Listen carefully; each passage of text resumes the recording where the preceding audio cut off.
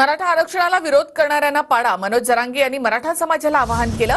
तर कुठल्याच पक्षाच्या नेत्याने मराठा आरक्षणाला विरोध केला नाही असं छगन भुजबळ यांनी म्हटलं आहे.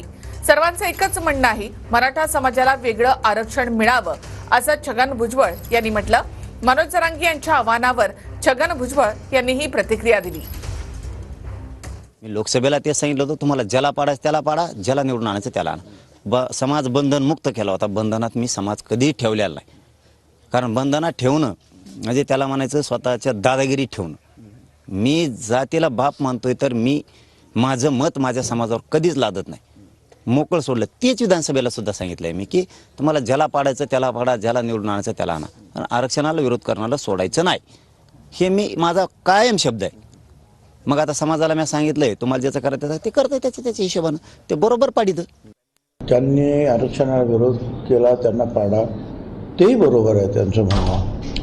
त्याचं कारण असं आहे की शरद पवार साहेब, उद्धव ठाकरे साहेब, काँग्रेस, फडणवीस, शिंदे, अजितदादा, आम्ही सगळे कोणीच मराठा आरक्षणाला विरोध करत नाही.